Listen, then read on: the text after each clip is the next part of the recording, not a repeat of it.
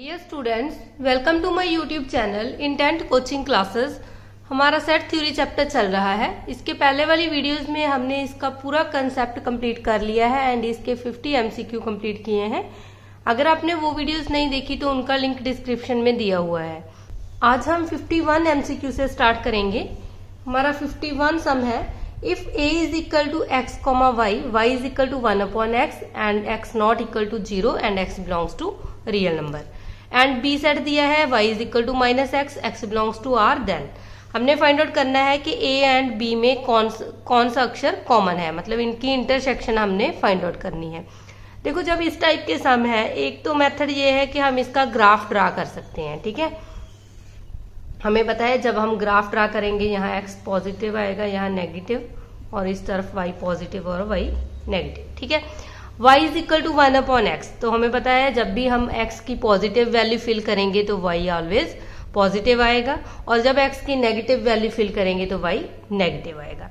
इसका मतलब या तो ये हमारा फर्स्ट क्वाड्रेंट में लाई करेगा, ठीक है, इस तरह हम इसका ग्राफ ड्रा कर लेंगे, और यहाँ जे थर्ड क्वाड्रेंट में लाई करेगा।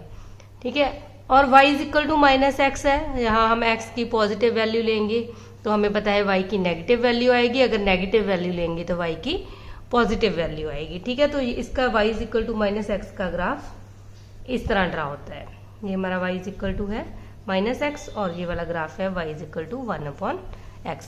ठीक है, अगर तो आपको एज इट इज पता है कि इस तरह बनेगा, नहीं आप क्या कर सकते हो कि आप यहाँ कोई भी पॉइंट फिल करके देख सकते हो, 3-4 पॉइंट, x की कोई भी वैल्यू फिल करो, हमारे पास y की वैल्यू फाइंड आउट हो जाएगी और हम इस तरह ग्राफ ड्रा कर सकते हैं। अब देखो, ये दोनों ही ग्राफ आपस में कहीं भी इंटरसेक्ट नहीं कर रहे हैं, मतलब इनमें कोई भी कॉमन पॉइंट नहीं है। अगर कॉमन पॉइंट नहीं है तो हम लिख सकते हैं a intersection b is equal to 5, तो इसका करेक्ट ऑप्शन आ जाएगा C।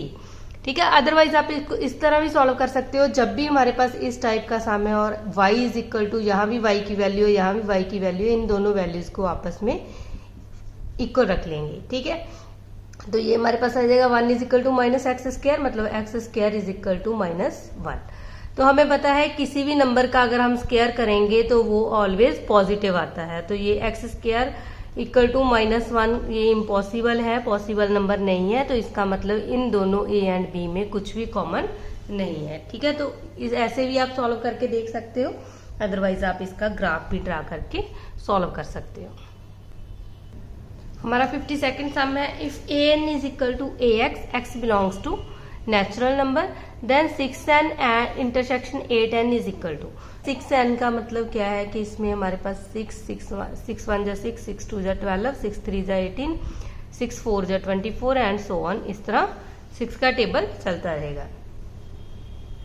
और सिमिलर 8n का मतलब है 8 के मल्टीपल, 8 1 जा 8, 8 2 जा 16, 8 3 जा 24, ठीक है, एंड सो ऑन। तो अब देखें तो यहाँ हमारे पास जो कॉमन है वो क्या आ रहा है, 24 के मल्टीपल आ रहे हैं। ठीक है, आगे हम जितना भी लिखेंगे तो ये वाले नंबर्स कॉमन आ रहे हैं, इसका मतलब यहाँ 24n हमारा आंसर आएगा।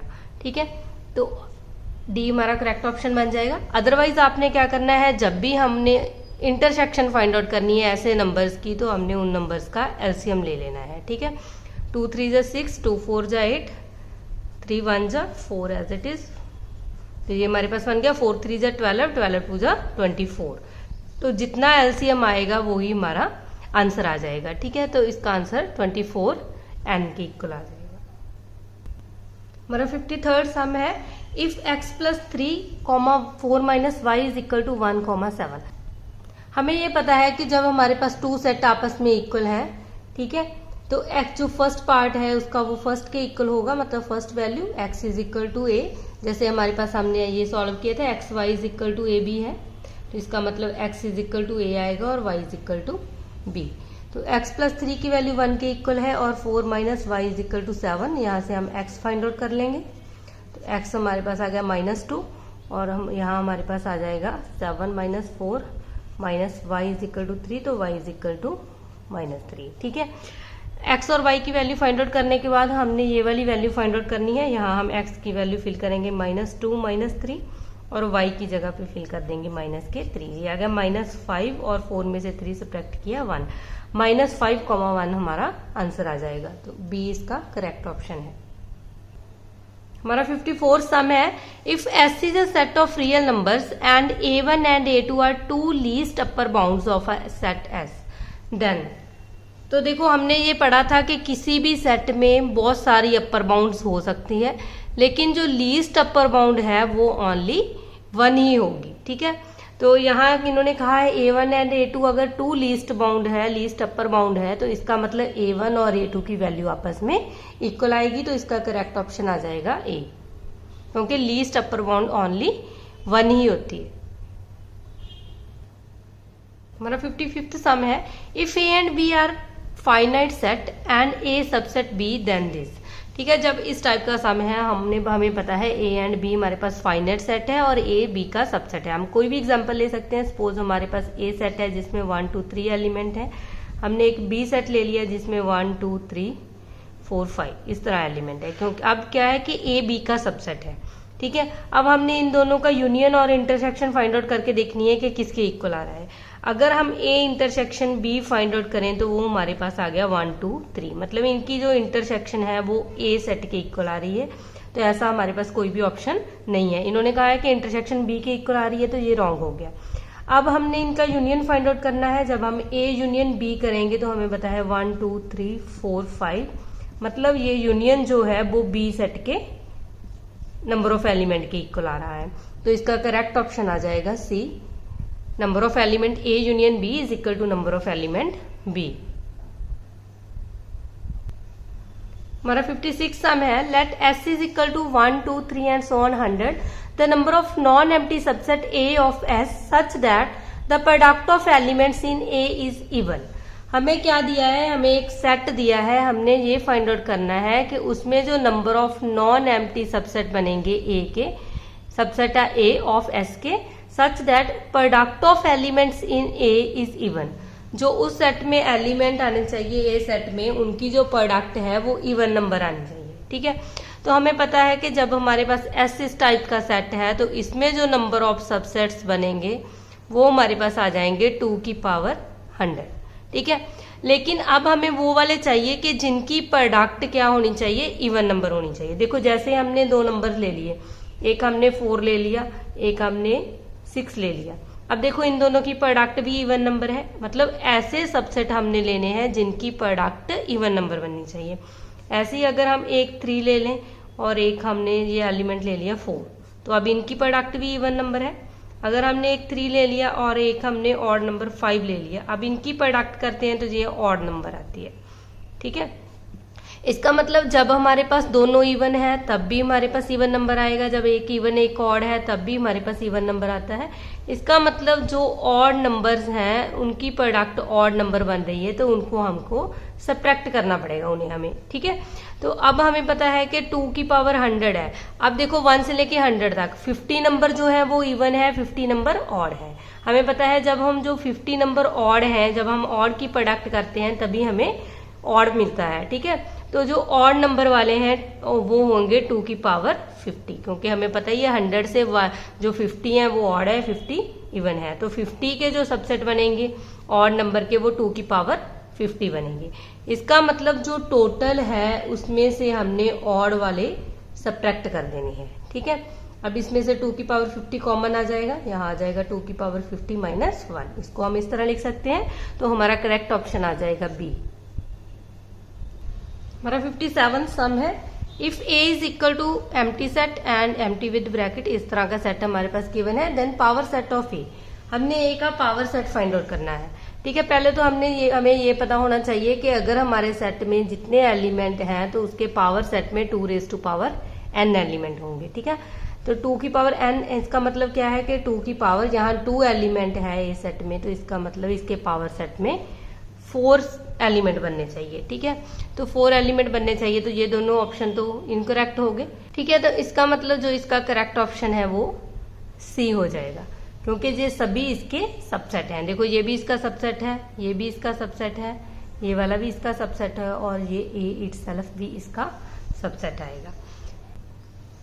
हमारा 58 सम है, if number of element A is equal to 115, number of element B is equal to 326 and number of element A minus B is equal to 47, then find करने हैं number of element A union B. ठीक है, तो हम इसको Venn diagram की help से solve करेंगे।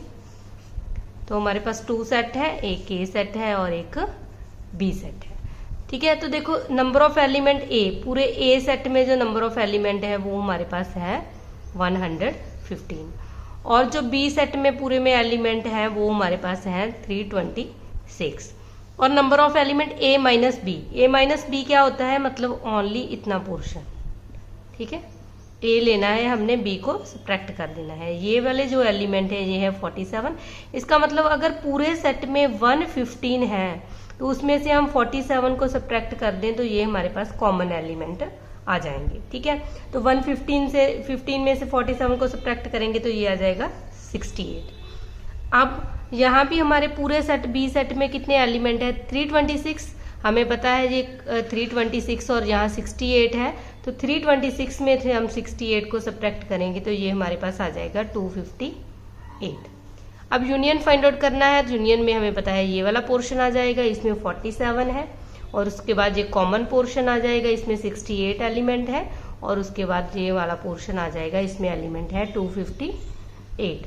ठीक है, तो इसको ऐड करेंगे तो ये हमारे पास बन जाएगा 373, तो हमारा करेक्ट ऑप्शन आ जाएगा ए। हमारा 59 सम है, if A B C are 3 sets such that A intersection B equal to A intersection C and A union B is equal to A union C, then. ठीक है, तो आप ए बी सी से कोई भी सेट सपोज करके भी इसको सॉल्व कर सकते हो, अदरवाइज आप इसको वेन डायग्राम के थ्रू भी सॉल्व कर सकते हो। देखो हमारे पास है सपोज ये ए सेट है और एक बी सेट है, ये इक्वल किसके है, एक ए सेट है और एक सी सेट है। ठीक है, अब ए इंटरसेक्शन बी और ए इंटरसेक्शन सी आपस में इक्वल है, जहां हमें पता है जो ए है इसको हमने एक्स ले लिया, इस सेट इसको वाई और इस पोर्शन को जेड सपोज कर लिया।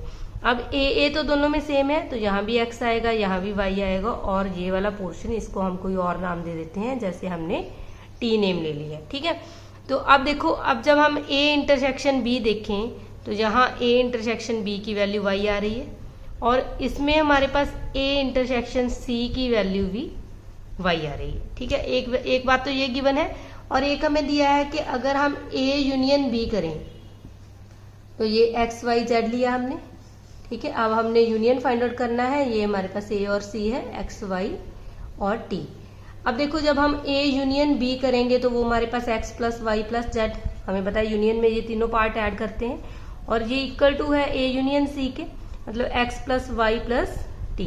देखो इसको सॉल्व करेंगे तो ये दोनों तो कट जाएंगे, यहाँ जेड इज इक्वल टू क्या आ गया, टी।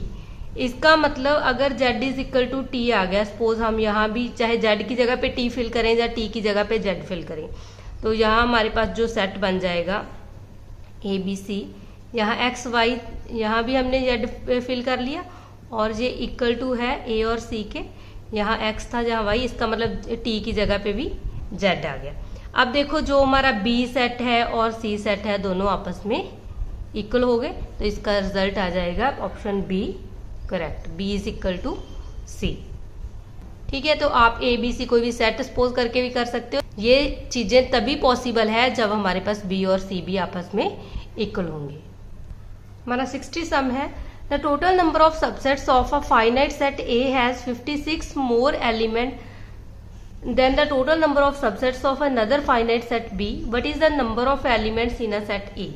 ठीक है, तो देखो हमें ये नहीं पता कि ए सेट में कितने नंबर ऑफ एलिमेंट हैं और बी में कितने हैं, तो हम सपोज कर लेंगे let number of elements in set A equal to m, तो टोटल सबसेट्स कितने बन जाएंगे, 2 रेज़ टू पावर m। ठीक है, अब बी सेट है, बी में सपोज हमने जो नंबर ऑफ एलिमेंट लिए हैं वो n है, उसमें जो टोटल सबसेट है वो आ जाएंगे 2 की पावर n।